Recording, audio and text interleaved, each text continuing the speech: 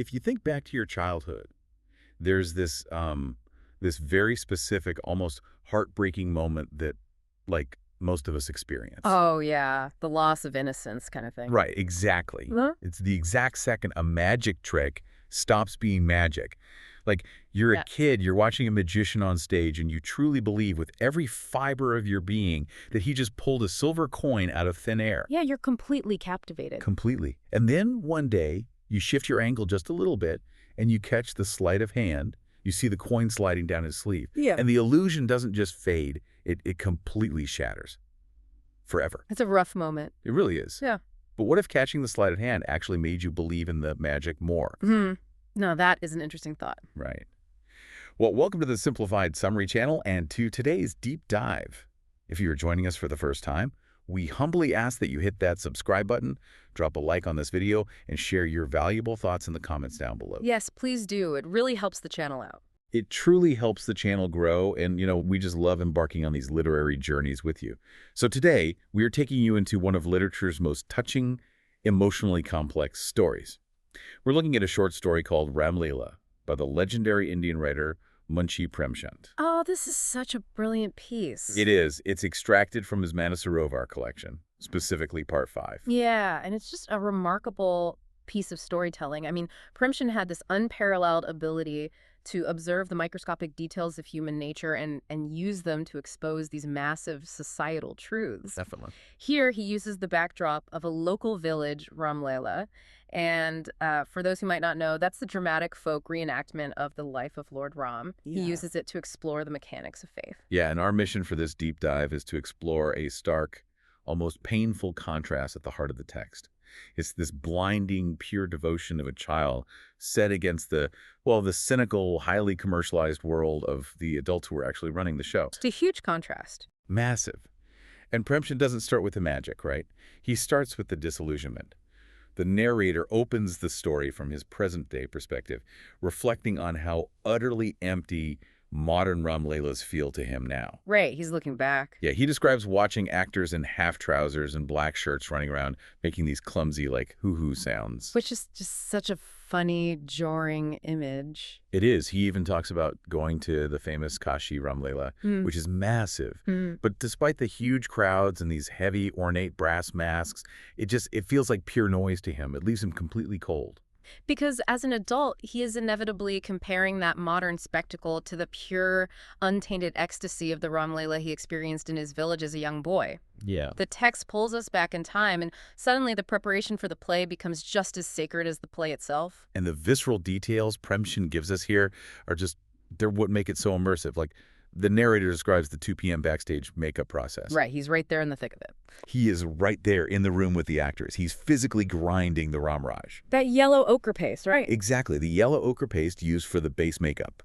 He watches this lone makeup artist meticulously applying face powder and then spending hours painting these tiny, intricate red, green, and blue dots on the actors' faces to basically transform them into deities. Okay.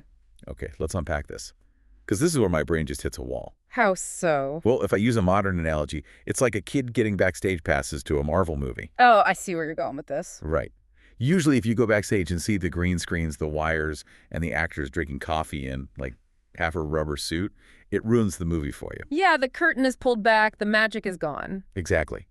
But for this boy, seeing the man behind the curtain physically grinding the ochre paste with his own hands, it doesn't destroy his faith. Why does seeing the mechanics of the illusion actually deepen his belief instead of shattering it? Well, what's fascinating here is the underlying psychology of childhood ritual. For you and me, the backstage is where the illusion is exposed as fake. Right. But for the narrator, the backstage isn't a place of deception. It is the sacred laboratory where the divine is constructed. And crucially, he is allowed to be a part of it. Oh, wow. That makes so much sense. Yeah, the physical acts of devotion the text describes, like fetching water for the actors, fanning them to keep them cool in the heat, grinding that ochre. These are not chores to a child. They are acts of participation. So because he's helping build the gods, He feels a sense of ownership over the divinity. Exactly. He isn't just a passive spectator sitting in the dirt watching a play. He's an active participant in a holy creation. That is incredible. The text explicitly notes how the narrator felt an immense, overwhelming pride whenever he got to sit behind the actor playing Ramchandra on the chariot. Yeah, I remember that part. Premchand writes that the boy felt more pride sitting on that wooden cart than he would sitting in a viceroy's royal court. That is just so telling. Right. To a child, participation is the ultimate proof of the magic. The adults look backstage and see local boys sweating in heavy makeup. The boy looks backstage and sees the physical manifestation of the divine, and he knows he helped paint it. But that blinding pride he feels behind the scenes, it's actually setting up a massive psychological trap for him. Oh, absolutely. Because when you truly believe your playmate is literally God, what happens when that quote-unquote God rejects you? It's devastating. Which brings us to a pivotal moment in the text, the Nishad boat scene. This is the famous river crossing episode in the Ramleela. Wow. The narrator is deeply devoted, but he's also still a kid. Right, he gets distracted. Completely distracted. Right before this crucial holy scene, he gets totally absorbed in a game of gilly danda. Which is tip-cat, for those who might not know. Yeah, tip-cat. And for you listening, if you've ever been locked in a high-stakes game of street cricket, stickball, or like any playground game where you are on a massive winning streak, you know that feeling. You just cannot walk away. It perfectly encapsulates the dual nature of childhood. You have this profound, almost adult level of spiritual devotion, completely colliding with the desperate need to finish a playground game. And the playground game wins, just long enough to make him late. Yeah, classic kid move. By the time he finishes his winning turn, he realizes he's missed the departure. Premchand describes him sprinting to the riverbank, running frantically like a calf with a new yoke on its neck. Such a vivid image. You can feel the panic in the text. But he gets to the water, and the boat has already left the shore. And here's where Premchand drops a crucial piece of irony. Yes, the identity of the actor. Exactly. The actor playing Ramchandra, the boy sitting on the boat being worshipped as the supreme lord of the universe, is actually an older, struggling schoolmate of the narrator. Yes, a boy whom the narrator regularly has to tutor just so he won't fail his basic school exams. Wait, I struggle to buy that. Let's really think about this. You're telling me a kid can tutor a struggling classmate in math on a Tuesday, completely aware of his flaws and failures, but then completely forget that reality and worship him as a divine avatar on Sunday. That's exactly what he does. How does a child's brain actually compartmentalize that without breaking the illusion? Well, it is a brilliant psychological portrait of how faith operates, not just in children, but often in adults too. You see, in the child's eyes, the costume, the Ramraj paste, the intricate dots, they don't just decorate the schoolmate, they transform the boy into a vessel. Okay. When the boy is out of costume, he is a peer who needs help with his homework. But the moment the makeup goes on, the vessel is filled with the divine spirit. The human boy ceases to exist, and Ramchandra takes his place. So the makeup isn't a disguise, it's a transfiguration. Precisely, which makes what happens next so devastating. When the narrator is standing on the bank watching the boat float away, Ramchandra ignores him. He doesn't look back, doesn't stop the boat. Oh, that's rough. It is. The narrator isn't feeling a playground snub from a friend who owes him a favor for math tutoring. He is experiencing a spiritual rejection from God himself. That explains so much about his reaction. Exactly. That's why his reaction is so severe. He vows right then and there never to speak to him again, never to feed him again. The pain is acute because it's not, oh, my friend left me behind. It's, the Lord deemed me unworthy to cross the river with him. Wow. And of course, because he's a kid, he breaks that vow the absolute second the chariot returns to land and his devotion takes over again. Naturally. But this crisis of faith on the riverbank is really just a warm-up. Up to this point, the threats to his illusion have been internal, his own distraction with a game, his own feelings of rejection. Right. But as the festival moves into its final phase, the threat stops coming from his childish expectations and starts coming directly from the adult world. After the main plays are done, it's time for the coronation, or Rajgadi, but the event gets delayed. And the reason why is so mundane. It's because the adults haven't collected enough funds. The illusion starts to fracture, not because the child stops believing, but because the adults start paying for the magic. The socioeconomic reality crashes into the spiritual one. The neglect of the actors becomes incredibly stark here. These young boys, who are just paraded around as literal deities for days, are now receiving only one meager meal a day at 3 p.m. from the festival organizer, Chaudhry Sahab. It's awful. It really is. The adult world used these boys for the spectacle, for the public gathering, and the moment the main show pauses, they're discarded as a financial burden. But the narrator steps up to fill the void. He starts sneaking his own food and sweets from his family's home to give to the actors. Premchand notes that the boy found more joy in feeding Ramchandra than in eating the food himself. That is the purest form of devotion. It really is. But the true climax of this devotion happens on the night of the coronation. They finally get the funds, they set up a grand tent, courtesans arrive to perform, and it turns into this massive, glamorous spectacle. Yeah, a huge party, basically. Yeah. And during the arti, which is the ritual offering, where the sacred flame is taken door to door for blessings and donations, the narrator's father is approached. Now, his father is a privileged police officer. He performs the holy ritual. He takes the blessing, but then... He doesn't pay. Exactly. Yeah. He flat out refuses to put any money in the collection plate. So what does this all mean? Well, this raises an important question about the power dynamics Premchand is critiquing. Right.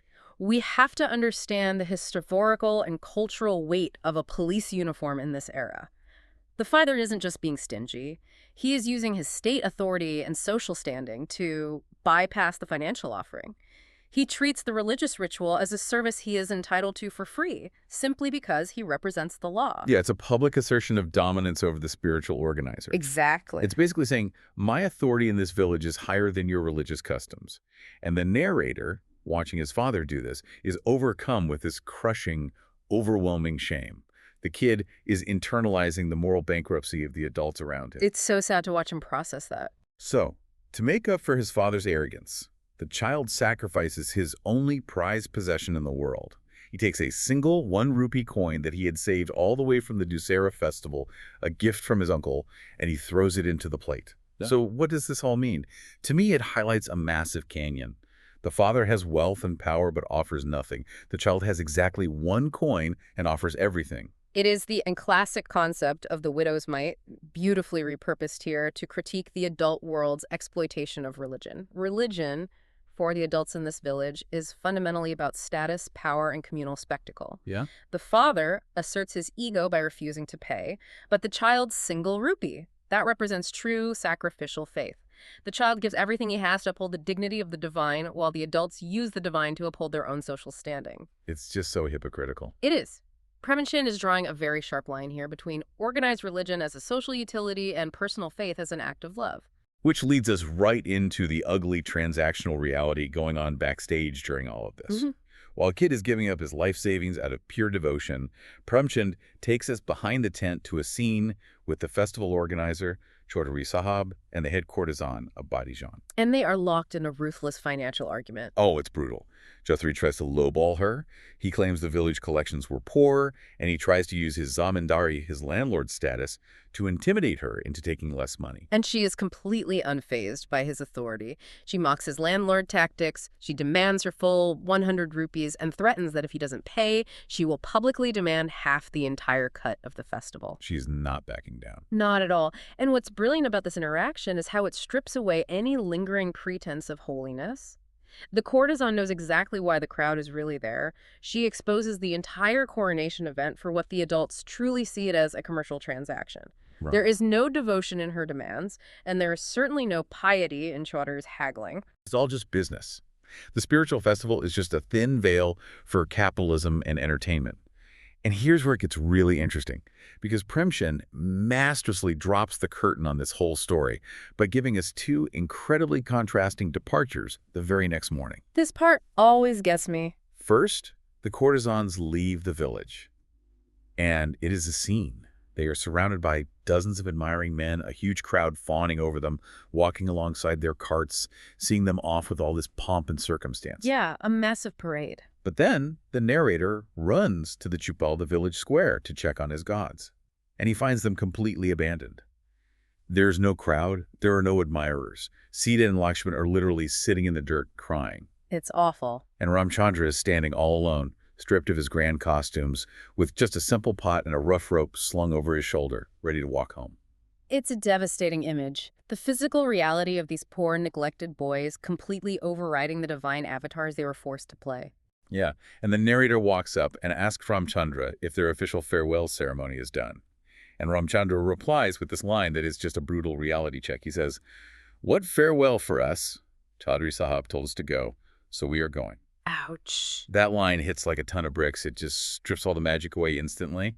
How do we interpret Premchand's use of the courtesan's departure versus the actor's departure here? If we connect this to the bigger picture, this dual departure serves as Premchand's searing commentary on the commodification of faith. The adults in the society don't actually worship the gods, they worship the spectacle. Yeah. They flock to the courtesans because the courtesans represent tangible entertainment, glamour, and worldly pleasure, all safely disguised under the banner of a religious festival. But the actual vessels of their faith, the impoverished boys who embodied the very deities they claimed to pray to, are discarded the absolute second. They are no longer useful for the public show. They just don't care. No, they don't. The adults don't see the divine. They only see a performance they bought a ticket for. And when the show's over, you don't keep the ticket. You throw it in trash and go home. Precisely. But the child, our narrator, still sees the gods. He doesn't look at the Chupal and see discarded, unemployed actors. He sees his beloved deities being treated with agonizing indifference. It breaks his heart. It does. The tragedy of the story isn't just that the boys are poor and ignored by the village organizers. The deeper tragedy is that the narrator realizes he is entirely alone in his belief. He is the only one who actually believed in the magic trick. It all comes together so powerfully and so tragically.